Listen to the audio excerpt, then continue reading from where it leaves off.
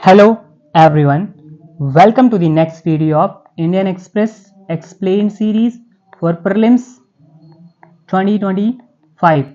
This is the part 1 of June month, and in this video we will also cover some of the remaining articles from May month. So let us start our discussion with this news of Adani Ports and Special Economic Zone Limited becoming the first Adani Group company to be included in the Sensex at Bombay Stock Exchange.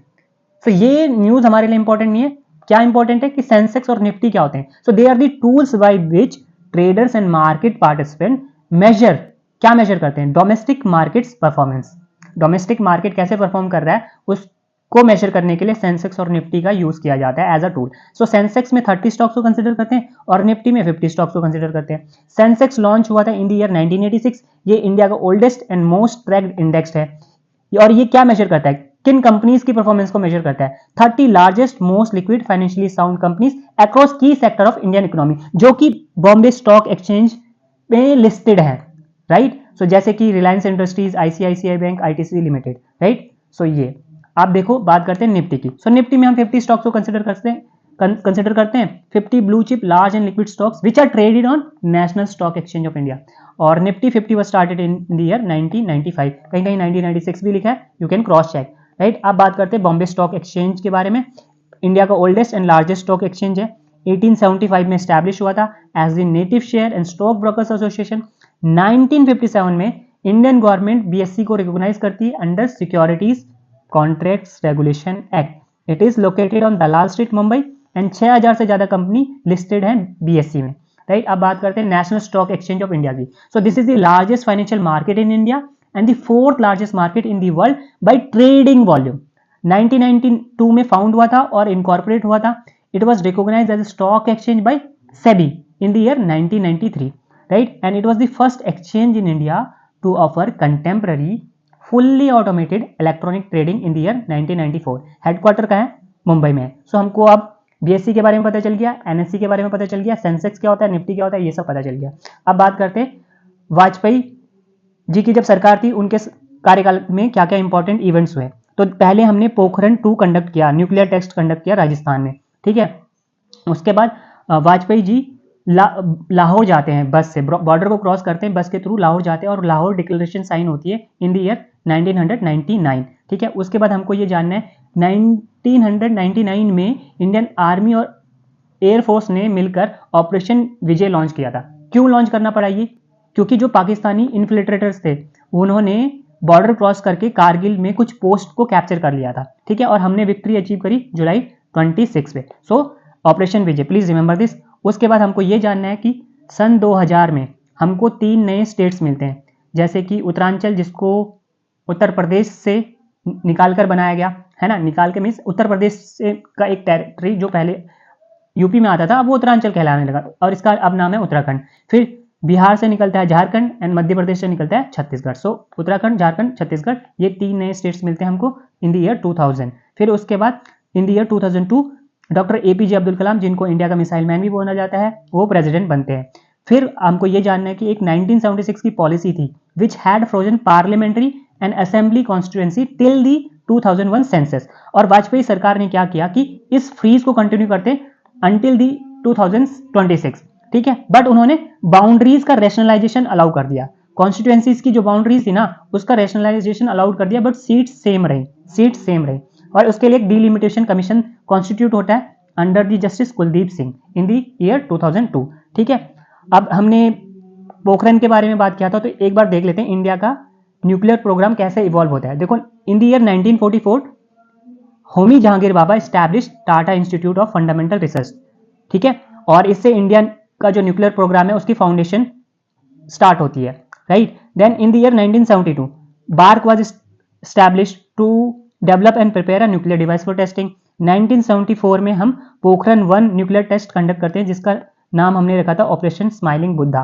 सो इस time पे prime minister कौन थे, please write in the comment box. 1983 में integrated guided missile development programme start होता है for giving shape to the strategic indigenous and missile system approval.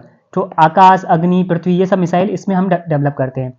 फिर 1998 में Pokhran 2 nuclear test conduct किए थे वाजपेयी जी के टाइम पे, है ना। इसको हमने नाम दिया था ऑपरेशन शक्ति, ऑपरेशन शक्ति। सो पहला वाला ऑपरेशन स्माइलिंग बुद्धा और ये ऑपरेशन शक्ति, प्लीज मेक द डिफरेंस। 2003 में इंडिया अपना न्यूक्लियर डॉक्ट्रिन डिक्लेयर करता है जिसमें नो फर्स्ट यूज पॉलिसी की बात होती है। नो फर्स्ट यूज पॉलिसी का मतलब ये है कि इंडिया किसी भी सिचुएशन में पहले न्यूक्लियर अटैक नहीं करेगा किसी दूसरी कंट्री पे, लेकिन अगर हम पर कोई न्यूक्लियर अटैक करता है तो we reserve the right to retaliate with nuclear arsenal, ठीक है। तो पहले हम नहीं यूज करेंगे, so no first use policy, right. So ये हो गया। अब अंटार्कटिका के बारे में हमने पिछले वीडियो में देख ही लिया, अंटार्कटिक ट्रीटी भी समझ लिया। देखो मैत्री भारती, ये जो स्टेशन है ना ये इंडिया के हैं अंटार्कटिका में, तो आपको कैसे याद करना है, आंट ने भारती से मैत्री कर ली। दक्षिण गंगोत्री भी है लेकिन ये अब फंक्शन नहीं कर रहा, राइट। तो अब बढ़ते हैं आगे।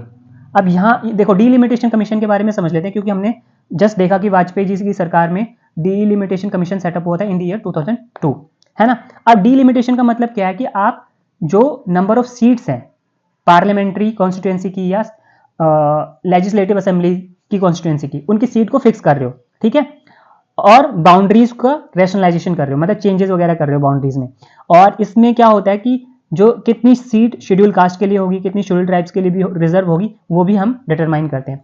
और डीलिमिटेशन प्रोसेस कौन करता है, डीलिमिटेशन कमीशन करता है, जिसको सेटअप किया जाता है by the president under the act of parliament. So अभी तक 4 बार डीलिमिटेशन कमीशन सेटअप हो चुका है, 1952 में, 63 में, 73 में एंड 2002 में। सो ये यूपीएससी ने क्वेश्चन भी पूछ लिया, under the act of 1952, 62, 72 and the year 2002।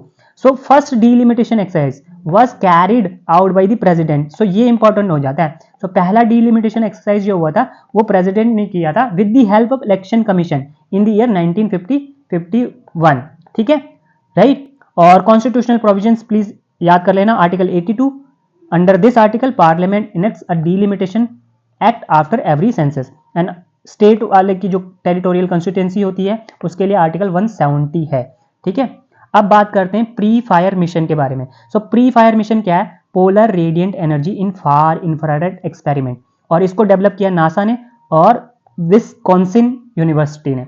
सो इसमें वो क्या कर रहे हैं, क्यूब सेट सैटेलाइट, ये जो मिनी सैटेलाइट हैं, जो मिनिएचर सैटेलाइट हैं क्यूब सेट, इनको भेज रहे हैं स्पेस में। इनको क्लाइमेट सैटेलाइट का नाम दिया गया है, और ये क्या करेंगे, they will study heat emission at the north and south pole of the earth, है ना, कितना हीट यहां से रेडिएट हो रहा है और इससे जो अर्थ का क्लाइमेट है वो कैसे इन्फ्लुएंस होता है, उसकी स्टडी करनी है इन क्यूब सेट्स को, क्लाइमेट सैटेलाइट को आप बोल सकते हो, राइट। अब क्यूब सेट के बारे में जान लेते हैं कि ये मिनिएचर सैटेलाइट है, उनका जो साइज होता है 10 centimetre into 10 centimetre into 10 centimetre, right. तो 1 यूनिट 1 यू क्यूब, सो 1 क्यूब बोल सकते हो, ठीक है। और जो क्यूब सेट है उनको पहली बार किसने डेवलप किया था, कैलिफोर्निया पॉलिटेक्निक स्टेट यूनिवर्सिटी ने डेवलप किया था इन द ईयर 1999, ठीक है। और लो कॉस्ट होती है उनकी, ठीक है, मास भी कम होता है, सो ऑर्बिट में इनको पहुंचाना आसान होता है, ठीक है, सो कॉस्ट भी कम है, ठीक है। अब क्या है कि हमको अर्थ के पोल से जो हीट एमिट हो रही है, जो रेडिएट हो रही है, उसको क्यों मेजर करना है। देखो प्लैनेट पे, अर्थ पे जो टेम्परेचर है, क्लाइमेट है, उसको कैसे डिटरमाइन करते हो आप, it is determined by the difference between the amount of incoming heat, मतलब इंसोलेशन कितना है, and amount of heat outgoing from earth territory into space.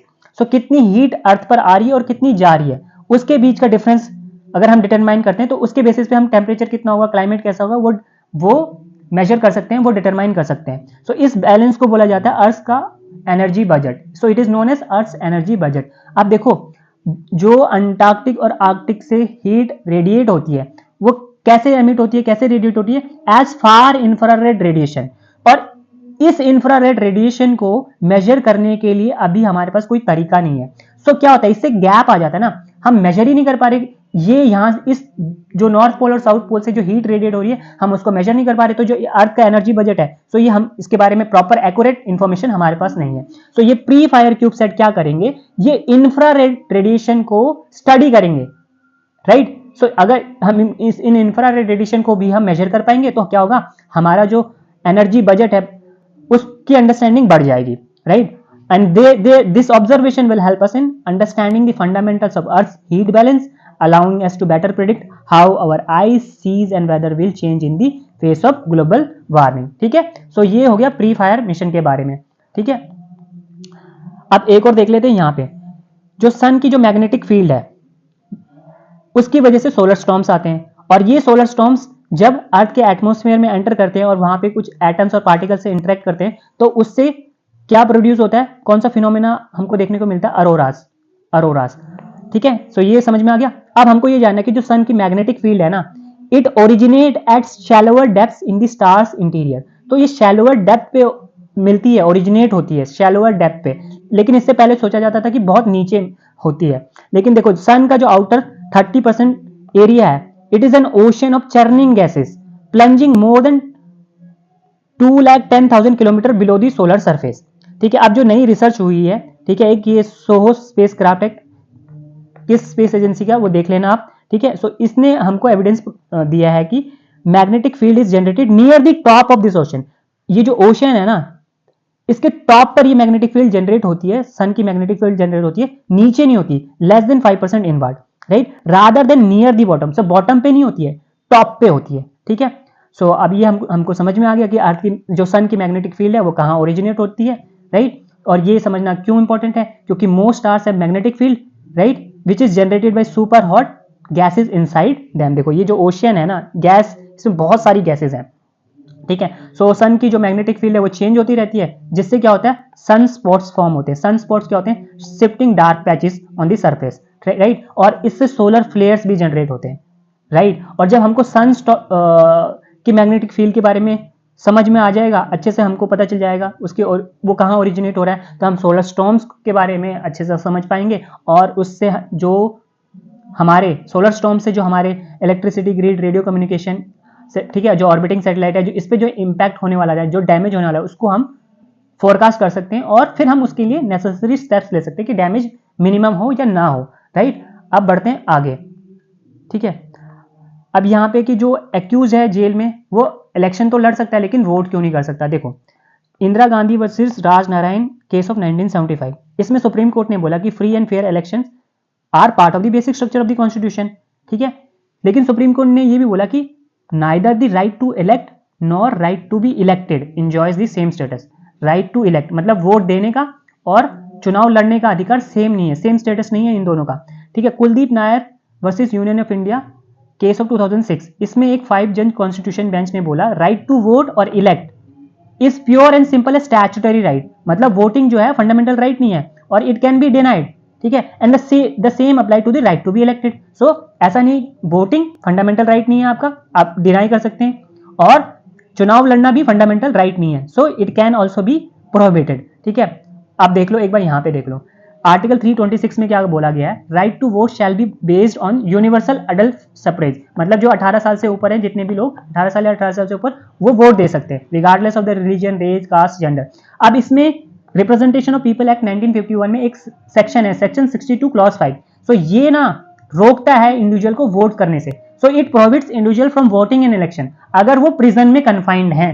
ठीक है, लेकिन इसमें एक एक्सेप्शन है, अगर आप प्रिवेंटिव डिटेंशन में हो तो यू कैन वोट। ठीक है, सुप्रीम कोर्ट ने बोला कि ये जो सेक्शन 62 क्लॉज 5 है रिप्रेजेंटेशन ऑफ पीपल एक्ट का, ये कॉन्स्टिट्यूशनली वैलिड है, क्योंकि there can be reasonable restriction to keep person with criminal background away from the election scene. ठीक है, अब बात करते हैं इलेक्शन को लड़ने की। देखो रिप्रेजेंटेशन ऑफ पीपल एक्ट 1951 का सेक्शन 8 है।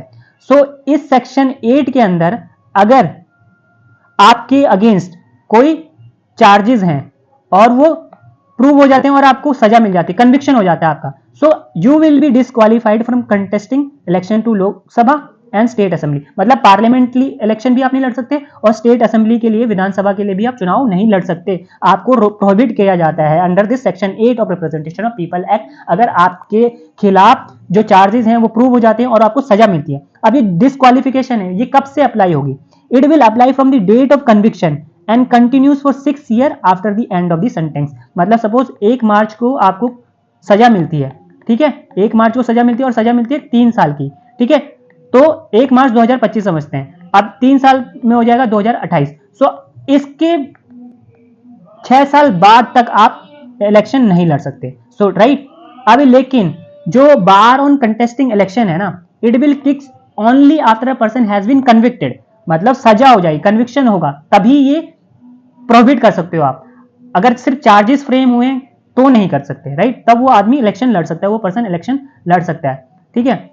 देखो इलेक्शन, और क्या ये जो डिस्क्वालिफिकेशन हो गया है किसी एमपी का या किसी एमएलए का, है ना, ये जो चुनाव लड़ना चाहता है व्यक्ति, ही इज डिस्क्वालिफाइड, क्या इस डिस्क्वालिफिकेशन को कम किया जा सकता है? यस, किया जा सकता है। इलेक्शन कमीशन ऑफ इंडिया के पास ये पावर है, ठीक है, under section 11 of representation of people act, to remove or reduce the period of disqualification. और ऐसा हमको एग्जांपल देखने को भी मिलता है। In the year 2019 election commission of India used this power to reduce the period of disqualification faced by Sikkim chief minister Prem Singh Tamang, ठीक है, राइट। अब देखो, जब मान लो कि सजा हो गई है तो वो उस केस में वो एमपी और एमएलए नहीं लड़ सकता अब चुनाव, आने वाले 6 सालों तक सजा पूरी हो जाए प्लस 6 ईयर। लेकिन अगर मान लो उस कन्विक्शन पे स्टे लगा दिया जाता है, ठीक है, वो अपील करता है बंदा जो डिस्क्वालीफाई हुआ है, ठीक है, जो इलेक्शन नहीं लड़ पाएगा, वो अपील करेगा हायर कोर्ट में, और हायर कोर्ट बोलता है कि इस सजा पे हम रोक लगाते हैं, स्टे करते हैं। तो सुप्रीम कोर्ट ने बोला once the conviction is stayed, the disqualification which operates as a consequence of the conviction can not remain in effect. तो जो प्रोहिबिशन आपने लगाया है, जो डिस्क्वालिफिकेशन हो गया, तो उस पर भी स्टे लग जाएगा। सो यानी अब वो बंदा चुनाव लड़ सकता है, ठीक है। अब ये हमने देख लिया right to elect and right to elected, right to vote और राइट टू कंटेक्स्ट, ठीक है। अब ये लैंडस्लाइड के बारे में देख लेना, ठीक है, ज़्यादा ये मीन्स के पर्सपेक्टिव से इंपॉर्टेंट है, ठीक है। अब बात करते हैं आगे 10 ईयर्स ऑफ मनमोहन सिंह। तो देखो, मनमोहन सिंह जी के टाइम में 2 हिस्टोरिक रिफॉर्म्स हुए। ईवीएम्स रिप्लेस करती हैं paper ballots at all seat across the country, and supreme court ने क्या किया? Supreme court made it compulsory for candidates to declare their full assets and liabilities and details of criminal cases against them in their nomination paper, ठीक है। राहुल गांधी पहली बार लोकसभा में enter करते हैं as an MP, और अमेठी से वो जीत कर आते हैं, ठीक है। और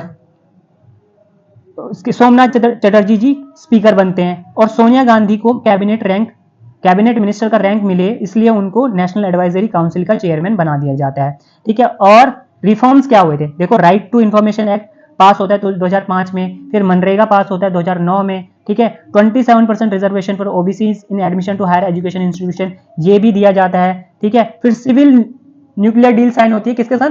अमेरिका के साथ, यूएसए के साथ, इन द ईयर 2008। और इस चक्कर में जो ये सीपीआईएम थे, इन्होंने सरकार से अपना सपोर्ट विड्रॉ कर लिया था, लेकिन गवर्नमेंट कॉन्फिडेंस वोट जीत जाती है, ठीक है।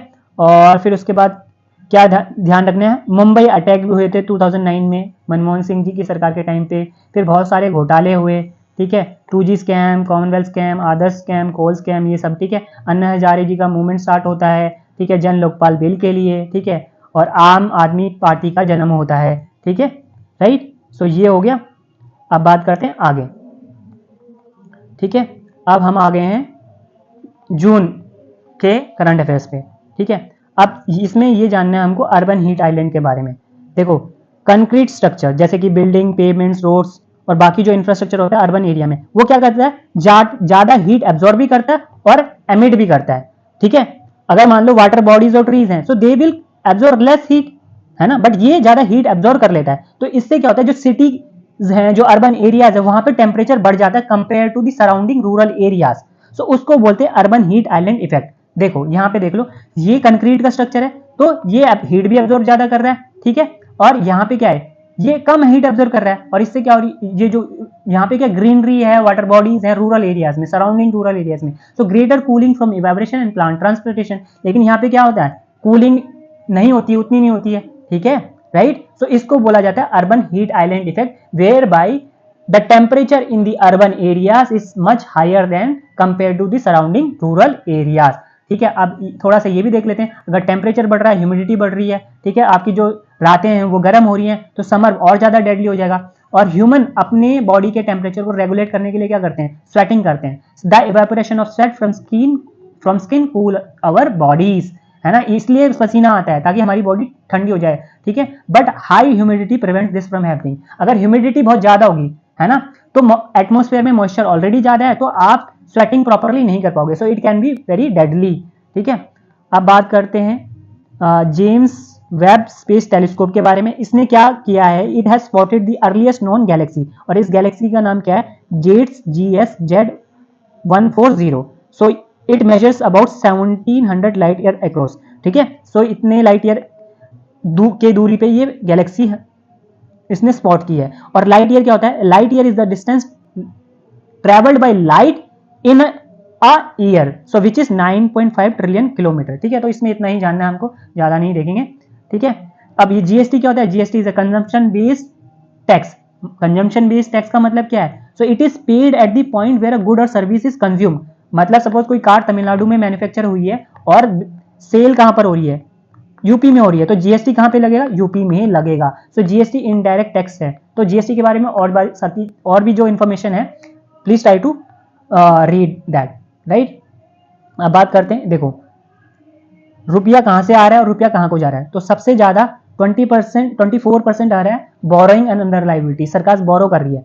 सो इनकम टैक्स से कितना आ रहा है, 22%, कॉर्पोरेशन टैक्स से आ रहा है 17%, जीएसटी से आ रहा है 18%। तो आप ऐसे लिख सकते हो, इनकम टैक्स, फिर जीएसटी, ठीक है, फिर कॉर्पोरेशन टैक्स। तो प्लीज ये तीन याद रख लेना। और सबसे ज्यादा तो बोरोइंग है। और पैसा कहां जा रहा है, रुपया कहां जा रहा है, सबसे ज्यादा जा रहा है जो स्टेट्स हैं, उनका जो शेयर है टैक्सेस एंड ड्यूटीज में, उनको सरकार देती है ना फाइनेंस कमीशन की रिकमेंडेशन के बेसिस पे। सो 22% यहाँ पे जा रहा है। फिर उसके बाद इंटरेस्ट पेमेंट में 20%, और फिर सेंट्रल सेक्टर स्कीम पे 16%, बाकी सेंट्रल स्पॉन्सर्ड पे 88%, और finance commission under transfer 8% and all, defence पे 8%। सो ये लेटेस्ट बजट के अकॉर्डिंग है, ठीक है, राइट। अब एक और चीज जान लेते हैं, यहाँ पे देखो, काउंटिंग, जो वोट की काउंटिंग होती है, it is carried out under the supervision and direction of returning officer for each seat in the presence of candidates and their election agent. और जो रिटर्निंग ऑफिसर हो क्या होता है, कौन होता है, डिस्ट्रिक्ट मजिस्ट्रेट होता है उस डिस्ट्रिक्ट का, एंड उसको election commission of India nominate करता है। सो काउंटिंग का काम किसका है, रिटर्निंग ऑफिसर का है, और जो यूजुअली डीएम होता है, और इलेक्शन कमीशन ऑफ इंडिया इसको अपॉइंट करते हैं, इस पर्सन को, इस अथॉरिटी को, ठीक है।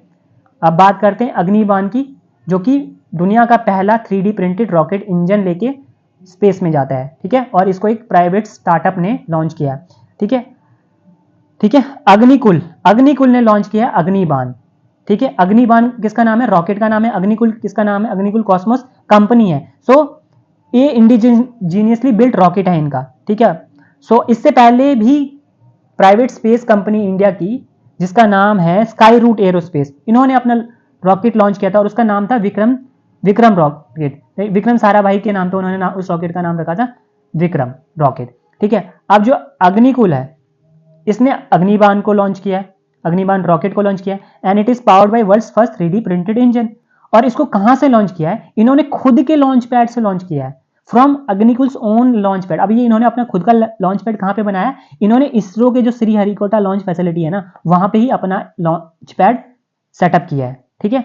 आप देखो ये जो दोनों प्राइवेट स्पेस स्टार्टअप है ना, इसकी वजह से क्या होगा कि स्पेस इकोनॉमी में इंडिया का पार्टिसिपेशन बढ़ेगा, शेयर ऑफ मार्केट शेयर बढ़ेगा, राइट। और ये दोनों जो कंपनी है, they are targeting small satellite market, ताकि जो रैपिडली ग्रोइंग डिमांड है for variety of space based application, जैसे कि कम्युनिकेशन के एरिया में हो गया, ब्रॉडकास्टिंग के एरिया में हो गया, डिजास्टर मैनेजमेंट, क्लाइमेट चेंज, अर्थ और ओशन को ऑब्जर्व करने की बात हो, अर्बन प्लानिंग की बात हो, सर्विलेंस की बात हो, तो इन सारी जो एरियाज में जो डिमांड है उसको कैटर करने के लिए स्मॉल सैटेलाइट बहुत इंपॉर्टेंट हो जाती हैं, ठीक है। So the satellites are usually not meant for space exploration or scientific experiment. और इसरो खुद का SSLV भी लॉन्च कर रहा है। देखो हमारे पास GSLV है, PSLV है, और हम स्मॉल सैटेलाइट लॉन्च व्हीकल भी डेवलप कर रहे हैं, ठीक है।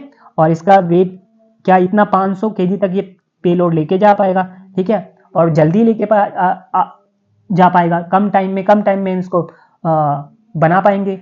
देखो अब अग्निबाण के बारे में बात करते हैं। अग्निबाण है ना, अग्निबाण, ठीक है। अग्निबाण में क्या है कि जो 3D प्रिंटेड इंजन है, ये सेमी क्रायोजेनिक इंजन है, ठीक है। इसमें कोई कंपोनेंट नहीं है, कोई मूविंग पार्ट नहीं है, कोई जॉइंट नहीं है, कोई वेल्डिंग नहीं हुई, कोई फ्यूजिंग नहीं हुई, ठीक है। It is smooth single piece of hardware. The use of 3D printing in space hardware is not a noble, but no one has use an entire engine that is 3D printed, ठीक है।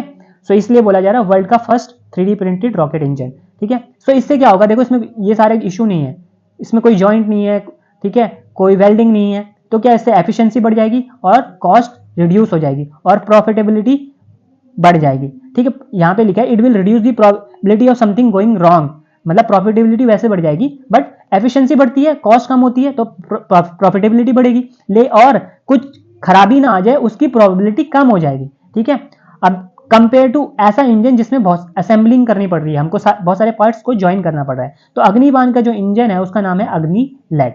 ठीक है, अब हमको और क्या जानने की जरूरत है।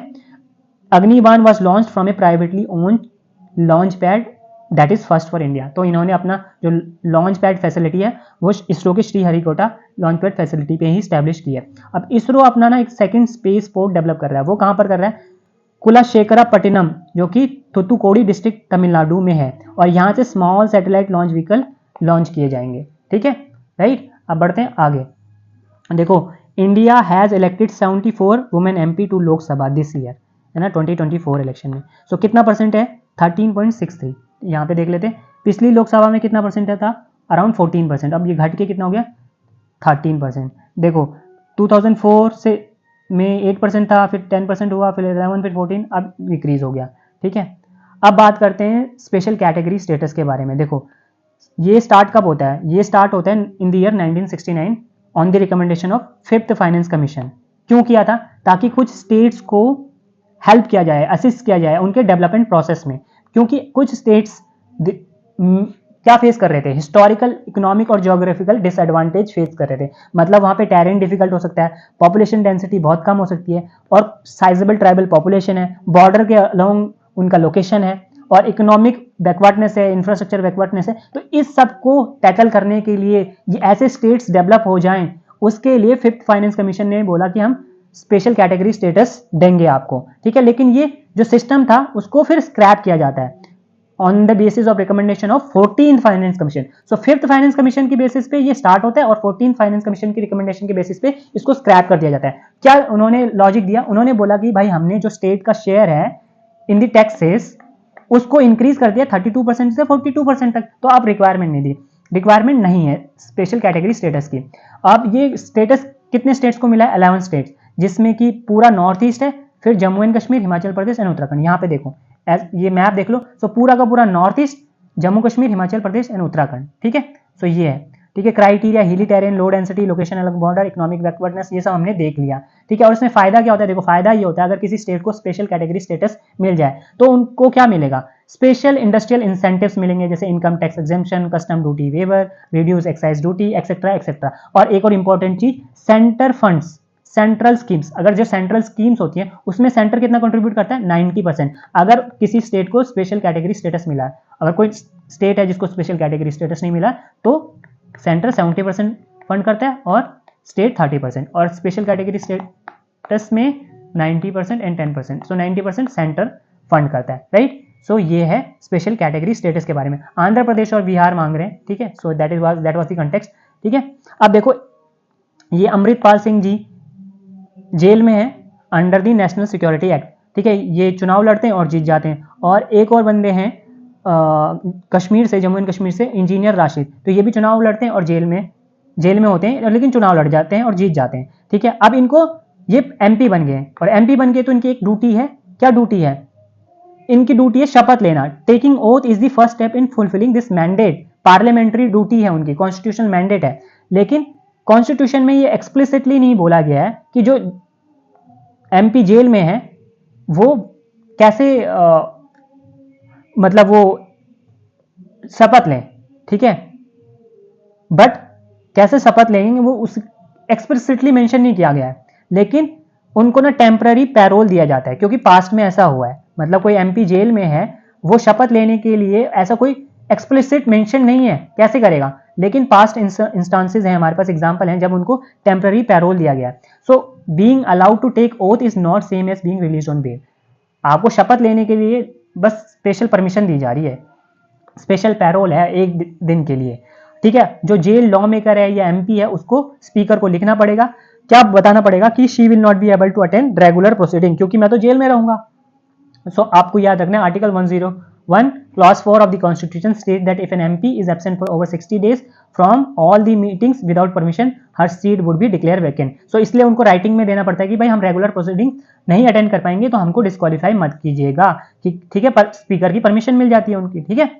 So for attending a parliament session or to cast vote in the house, the lawmaker will have to move court for permission. मान लो अगर ये जो अमृतपाल सिंह जी हैं ये बोलते हैं कि भाई मैं वोट करना चाहता हूँ पार्लियामेंट में कोई इशू के ऊपर या पार्लियामेंट्री सेशन को अटेंड करना चाहता हूँ, तो उनको स्पेशल परमिशन लेनी पड़ेगी और उसके लिए कोर्ट के पास जाना पड़ेगा. देखो आप ओथ की बात हुई थी तो third schedule of the constitution contains the parliamentary oath, ठीक है, ठीक है. और इसमें एक ये है, winning the election starting the term does not automatically allow an MP to participate in house proceeding. आपको शपथ लेनी पड़ेगी, ओथ लेनी पड़ेगी. An MP must take an oath or affirmation as prescribe the constitution under article 99 to debate or vote in the Lok Sabha.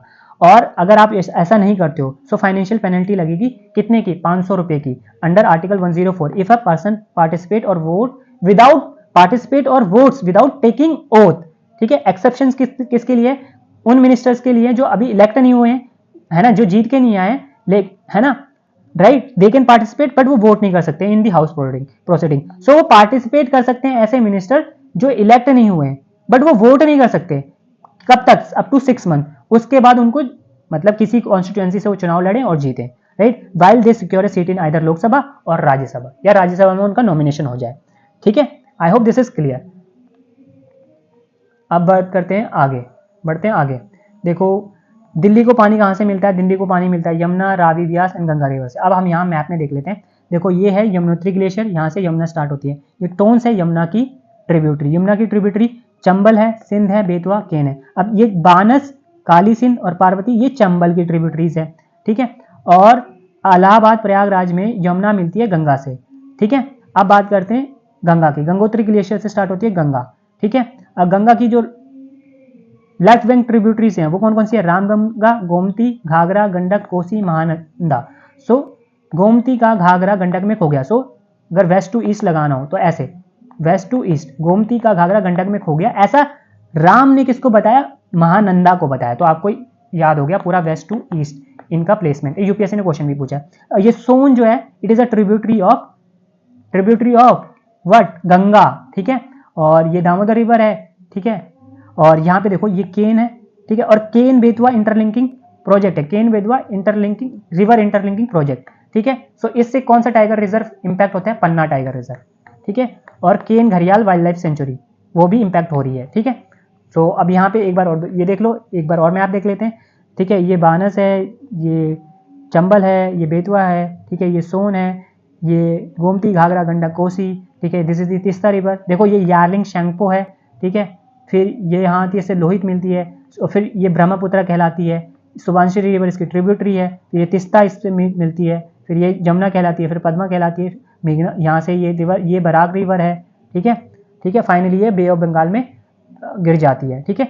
Ganga इससे मिलती है यहाँ पे, ठीक है, तो पद्मा कहलाती है, ठीक है. उसके बाद बराक मिलती है. एक बार दोबारा देख लो, ये यमुनोत्री है, सो हरिद्वार, न्यू दिल्ली, आगरा. सो यमुना यहाँ से पास हो रही है, ठीक है. और ये सब हमने देख ही लिया ऑलरेडी. इलाहाबाद प्रयागराज पे यमुना गंगा से मिलती है, ठीक है. और फिर उसके बाद ये पटना, ठीक है, गंगा यहाँ पटना से होके जा रही है. फिर ये सब देख लेना, ठीक है. सो ये हो गया. अब 6 डे वॉर क्या था. सो 6 day war was the culmination of increasing tension between Israel and Arab neighbours, जो कि इजिप्ट, जॉर्डन और सीरिया. तो इनके बीच में टेंशन बढ़ रही थी. सो उसकी वजह से 6 डे वॉर होता है, ठीक है. तो ट्रिगर क्या था, ट्रिगर ये था कि जो इजिप्ट है ना वो स्ट्रेट ऑफ टायरन को ब्लॉक कर देता है. स्टेट ऑफ टायरन, ये स्टेट ऑफ टायरन है, इसको वो ब्लॉक कर देते हैं, ब्लॉकेड हो जाता है, ठीक है. तो इसराइल गुस्सा हो जाता है, ठीक है. और फिर जो वॉर है वो स्टार्ट हो जाती है. और इसका क्या होता है, इसका रिजल्ट क्या होता है, इसराइल जीतता है और सिनाई पेनिनसुला और गाजा को, गाजा ये और सिनाई पेनिनसुला इसको छीन लेता है इजिप्ट से. गोलन हाइट्स को छीन लेता है सीरिया से, ठीक है. सीरिया से क्या ले लेता है, गोलन हाइट यहाँ पर. और वेस्ट बैंक यहाँ पर, वेस्ट बैंक और ईस्ट जेरूसलम, ईस्ट जेरूसलम किससे छीन लेता है, जॉर्डन से, ठीक है, राइट. तो वेस्ट बैंक इधर है, गाजा इधर है, ठीक है, जेरूसलम इधर है. सो ये यहाँ से छीन लिया वेस्ट बैंक और जेरूसलम जॉर्डन से, ठीक है. गोलन हाइट्स छीन लिया सीरिया से. और सिनाई पेनिनसुला और गाजा छीन लिया इजिप्ट से, ठीक है। उसके बाद 1973 में यौम किपुर वार भी होता है जिसको दोबारा से इजराइल जीतता है, ठीक है, राइट। तो ये हमने देख लिया, this is Suez canal, this is strait of Tiran, right. So अब बढ़ते हैं आगे। अब बात करते हैं रेपो रेट की। रेपो रेट क्या होता है? Repo rate is the interest rate at which RBI lends money to commercial bank. मतलब स्टेट बैंक ऑफ इंडिया को पैसा चाहिए तो वो किससे लोन लेगा? आरबीआई से लोन लेगा। और किस इंटरेस्ट रेट पे लेगा?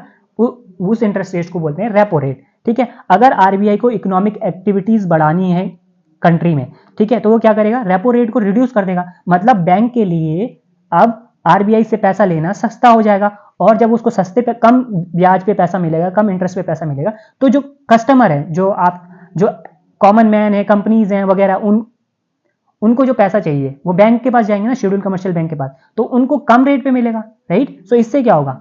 इकोनॉमिक एक्टिविटीज बढ़ेंगी, ठीक है। लेकिन अगर आरबीआई को लगता है कि हमको इकोनॉमिक एक्टिविटीज को डिसइंसेंटिवाइज करना है, तो वो क्या कर देंगे? रेपो रेट बढ़ा देंगे। सो रेपो रेट बढ़ा देंगे तो एसबीआई के लिए आरबीआई से लोन लेना थोड़ा महंगा हो जाएगा, और एसबीआई से कोई आदमी लोन लेना चाहता है तो वो महंगा हो जाएगा, अगेन कॉस्टली हो जाएगा, ठीक है। सो इसका मतलब क्या? कंजम्पशन रिड्यूस हो जाएगा, इकोनॉमिक एक्टिविटीज को आप डिसइंसेंटिवाइज कर रहे हो, ठीक है।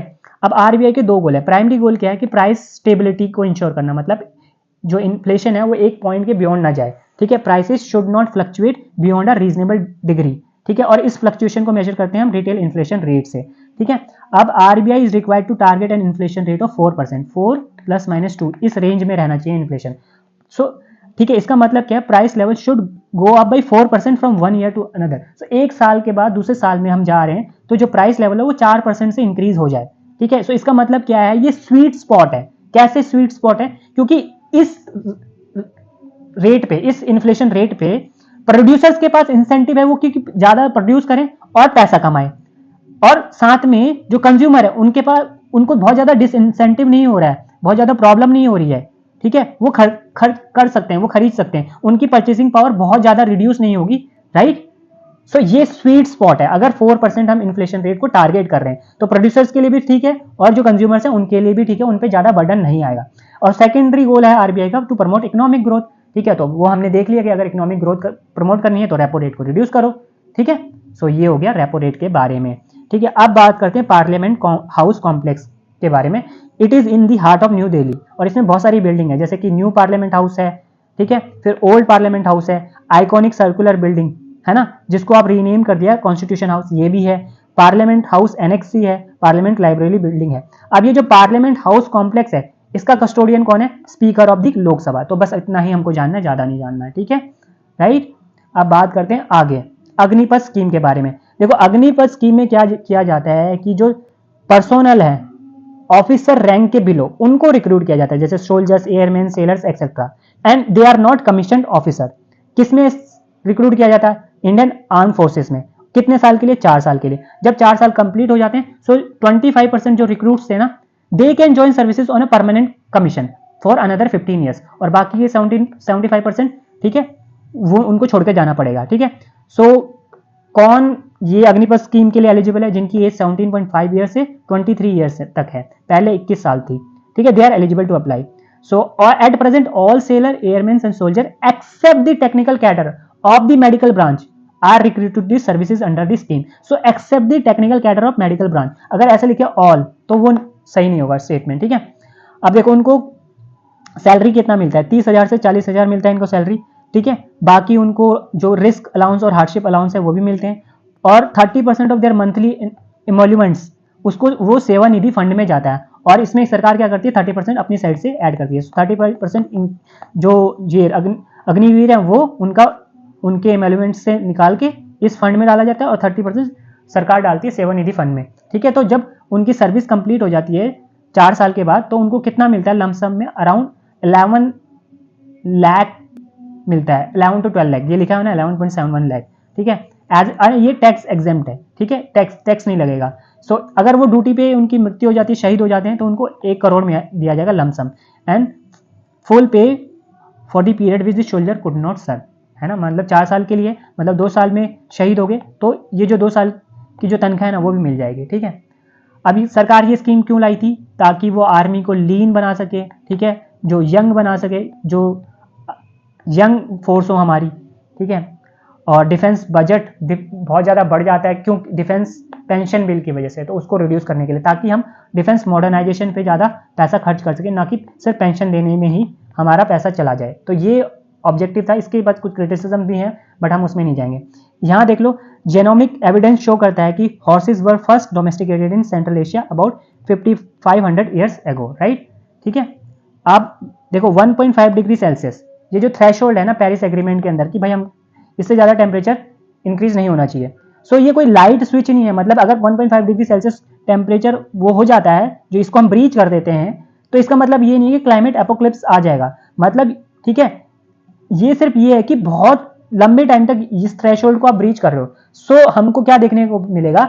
सी लेवल राइज हो रहा है, इंटेंस फ्लडिंग हो रही है, ड्रॉट हो रही है, मतलब तब हमको इसका इंपैक्ट रियल में देखने को मिलेगा, राइट।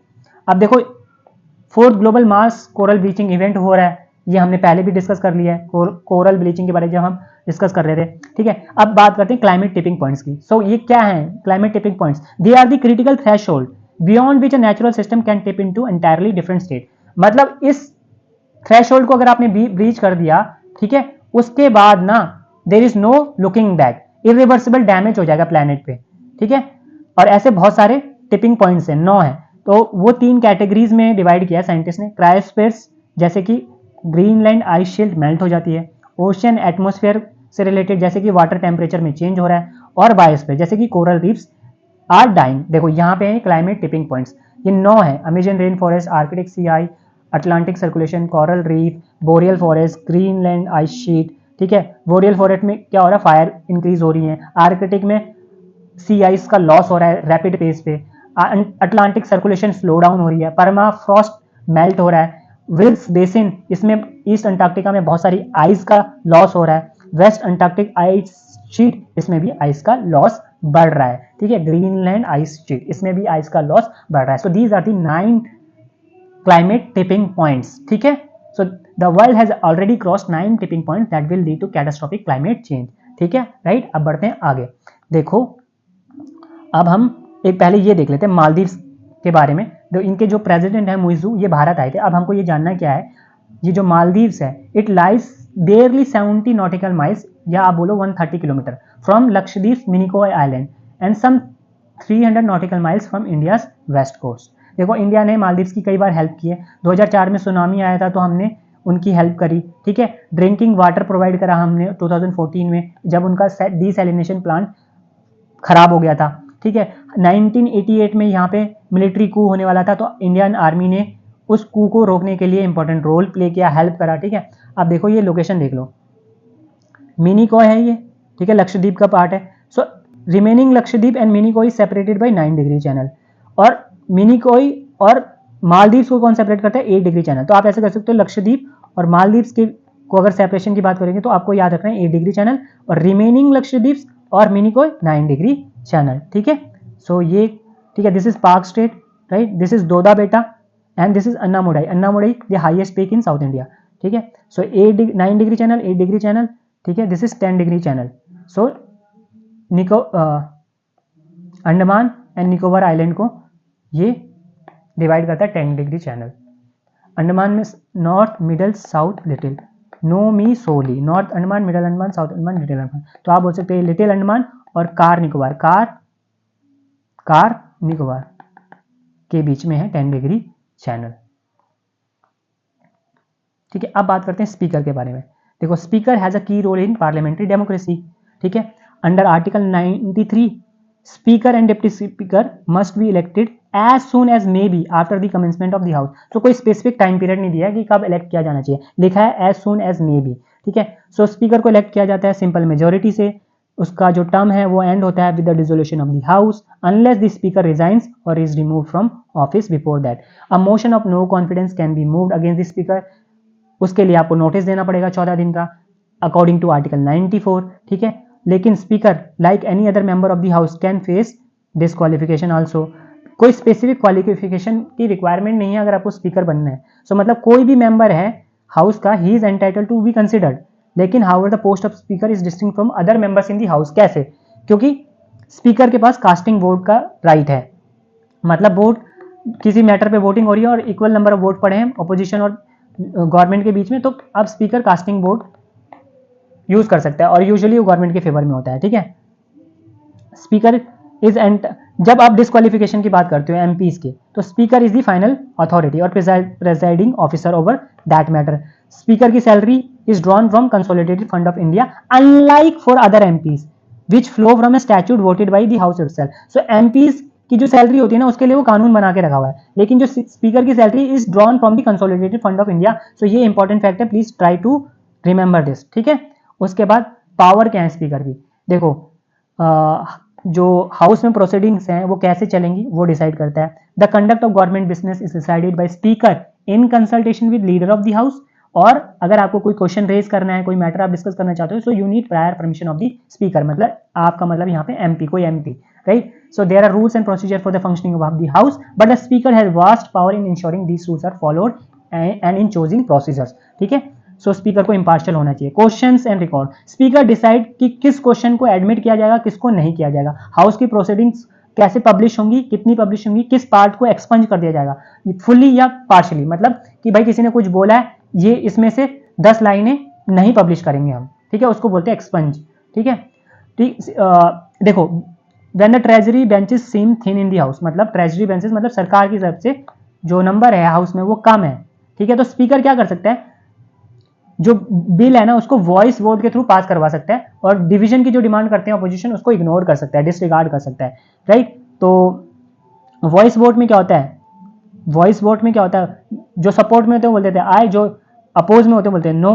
ठीक है, सो लेकिन जो डिवीजन होता है, वोट बाय डिवीजन होता है, इसमें क्या होता है ना, आप जो वोट कर रहे हो उसको उसको रिकॉर्ड भी किया जाता है, लेकिन ये वॉइस वोट में the names of voter shall not be recorded. लेकिन जब डिवीजन से वोट हो रहा है, an MP gets chance to record dissent and show the mandate of her constituent. No confidence motion की जब बात करते हो आप, ठीक है, one of the most important times when speaker's impartiality impact the opposition is when a motion of no confidence is moved against the government. ठीक है, याद रखना, क्योंकि जैसे सुमित्रा महाजन जी ने बहुत बार हाउस को अर्जन कर दिया, ठीक है, बाद में उसको मोशन नो कॉन्फिडेंस मोशन को एडमिट किया, मतलब इन दो पार्टियों ने नो मोशन कॉन्फिडेंस के लिए नोटिस दिया था।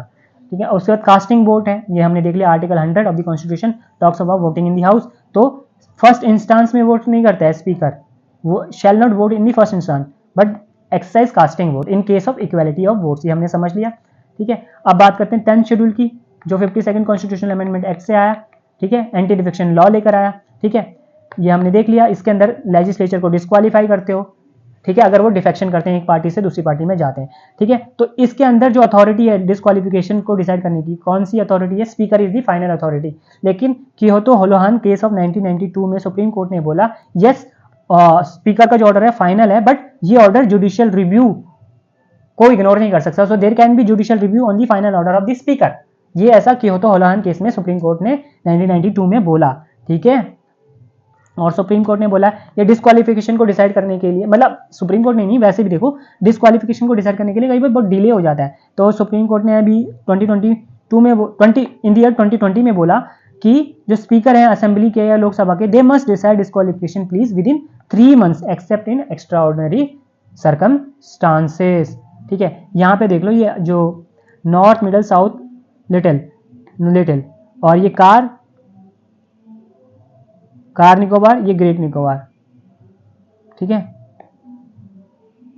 और लिटिल निकोबार भी होता है ना, सो ठीक है, ये 10 डिग्री चैनल सेपरेट कर रहा है लिटिल अंडमान को कार निकोबार से, ये हमने देख लिया। ये पोर्ट ब्लेयर है, कैपिटल है, दिस सेंटिनल आइलैंड। ठीक है, सो ये हो गया। अब बढ़ते हैं आगे, अब इसमें लिखा है डोना निमाब क्या है, ये न्यू थेरेपी है अल्जाइमर डिसीज के लिए, और अल्जाइमर में आपका जो ब्रेन से रिलेटेड इश्यूज होते हैं, आप सही से फंक्शन नहीं कर पाते हो प्रॉपरली, तो ये डोनानिमाब क्या है, ये अल्जाइमर की ड्रग है, थेरेपी है। ठीक है, बस इतना ही ध्यान रखना है। उसके बाद आपको ये ध्यान रखना है कि UGC has allowed university to admit student twice a year, है ना, जुलाई अगस्त साइकिल में और जनवरी फरवरी साइकिल में, तो बाई एनुअल एडमिशन हो सकते हैं। ठीक है, सो दैट इज देयर।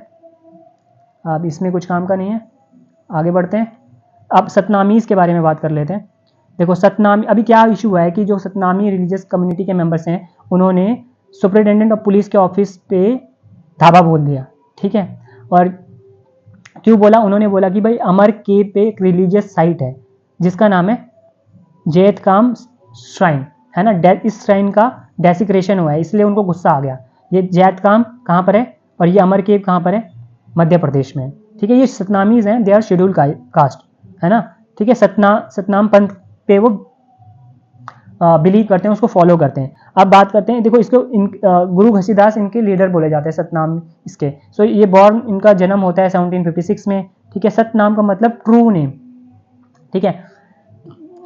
जो सतनाम था, the expression of Satnam, it was popularized by 15th century bhakti poet Kabir, ठीक। कबीर निर्गुण भक्ति में विश्वास करते थे।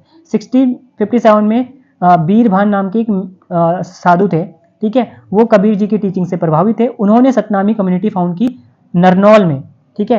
लेकिन जो अभी के सतनामी है ना, वो अपना ओरिजिन ना डिफरेंट बताते हैं। देखो 1672 में क्या होता है? सतनामी रिवोल्ट होता है against Aurangzeb ever increasing tax demand. So Aurangzeb और टैक्स बढ़ाया जा रहा था। सो सतनामी जो पंजाब और हरियाणा में रहते थे, उन्होंने रिवोल्ट कर दिया, ठीक है। यहाँ पर आपको एक टर्म याद रखनी है, सिकदार। सिकदार का मतलब होता है पुलिस। तो इसको रिवोल्ट को सप्रेस करने के लिए सिकदार्स को भेजा जाता है, ठीक है। ये सब कुछ होता है, ठीक है। So Aurangzeb all but wiped out the community. सो पूरी कम्युनिटी को सफाया कर देता है औरंगजेब, और ये कम्युनिटी रिवाइव होती है मिड 18th सेंचुरी में in the present day Uttar Pradesh under Jagjivan Das and in present day Chhattisgarh under Guru Ghasidas, ठीक है। So there are several theories as to sources of Ghasidas inspiration and spiritual development. Sant Ravidas to Kabirdas, कि इन्होंने संत रविदास से इंस्पिरेशन लिया, कबीर से इंस्पिरेशन लिया। लेकिन जो अभी के सतनामीज हैं वो बोलते हैं देयर इज नथिंग और no connection between Ghasidas and the previous Satnami movement. बोलते हैं हमारे गुरु घसीदास हैं, इन्होंने सतनामी मूवमेंट स्टार्ट किया, ये इनका बोलते हैं, ठीक है। So I hope this is clear. आप छत्तीसगढ़ के बारे में देखो, जब गुरु घसीदास जी का नाम आया तो संजय नेशनल पार्क को आप गुरु घसीदास नेशनल पार्क भी बोला जाता है। सो एनटीसीए हैज, और एक और news, NTCA has designated the combined area of Guru Ghasidas national park and Tamor Pingla wildlife sanctuary as tiger reserve. So ये जो टाइगर रिजर्व है, this will be the 56th tiger reserve in India, ठीक है। Ramgarh Vishdhari tiger reserve कहाँ है? राजस्थान में। और NTCA has designated ना, तो एनटीसीए क्या एक स्टैट्यूटरी बॉडी है अंडर द एनवायरमेंट मिनिस्ट्री, और एनटीसीए को स्टैब्लिश कब किया था? In the year 2005। इसके चेयरपर्सन कौन है, चेयरमैन कौन है? Please write in the comment box, ठीक है। अब यहाँ पे देख लो, अचानकमर नेशनल पार्क छत्तीसगढ़ में, Tamor Pingla wildlife sanctuary Chhattisgarh में है, ठीक है। उदानती सीता नदी टाइगर रिजर्व छत्तीसगढ़ में है, इंद्रावती टाइगर रिजर्व छत्तीसगढ़ में, कंगेर वैली नेशनल पार्क छत्तीसगढ़ में, ठीक है। और अचानकमर अमरकंटक, ये क्या है? ये क्या मैप के अंदर आता है क्या? Achanakmar Amarkantak biosphere reserve, map please try to recollect, ठीक है, कमेंट में लिख लेना, ठीक है, ठीक है। सो ये हो गया। अब देखो यहाँ पे ना हीट वेव्स की बात की है, तो बहुत सारे स्टेट्स हैं वो बोल रहे हैं हीट वेव को ना नोटिफाइड डिजास्टर आप डिक्लेयर कर दो under the disaster management act. क्यों?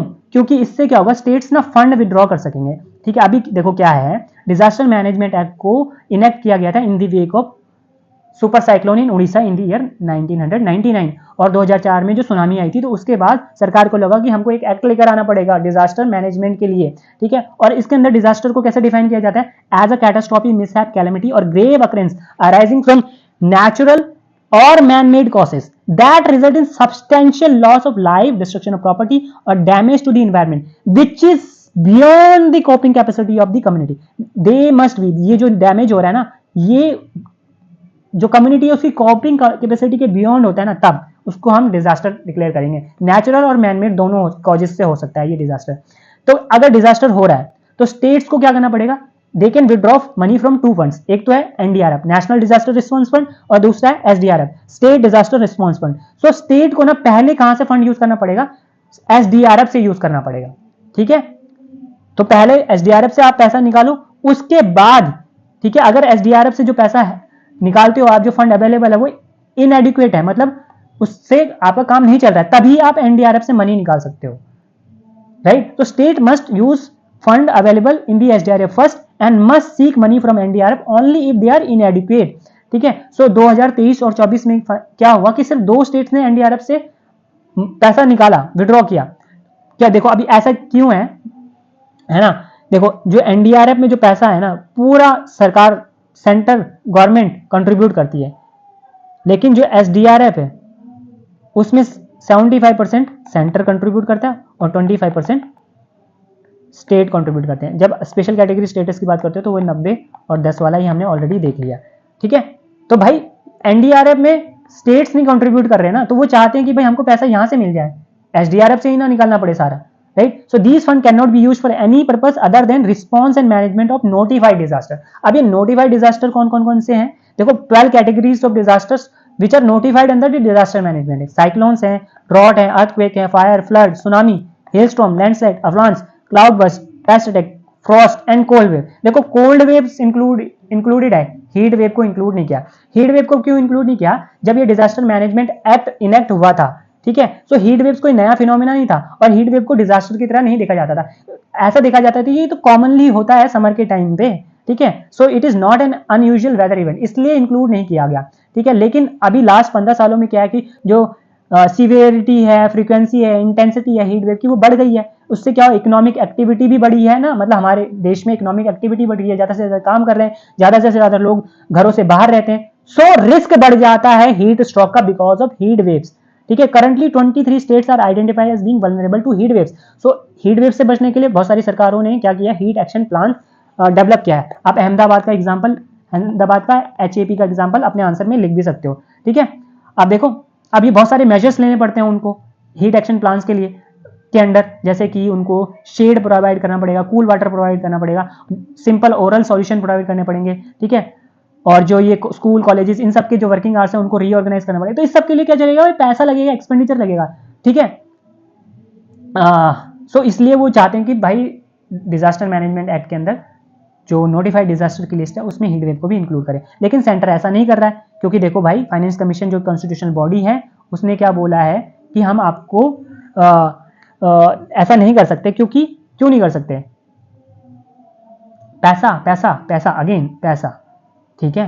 देखो finance commission have not been convinced. 15 finance commission whose recommendation are currently being implemented said the existing list of notified disaster covers the needs of the states to a large extent। जो 12 की list हमने notified की है सरकार ने, वो आपकी needs को एक लार्ज एक्सटेंट तो पूरा कर रही है, इसलिए हम नहीं कर सकते, ठीक है। लेकिन जो अगला फाइनेंस कमीशन था, ठीक है, तो इन्होंने क्या बोला, प्रीसीडिंग फाइनेंस कमीशन था जो इससे पहले का 15 से पहले का जो 14 कमीशन था, इसने बोला था states can utilize up to 10% of the SDRF money for local disasters such as lightning और heat waves which state could notify on their own। so इसलिए हरियाणा, उत्तर प्रदेश, उड़ीसा, केरला इन्होंने हीट वेव को लोकल डिजास्टर डिक्लेयर कर दिया, राइट।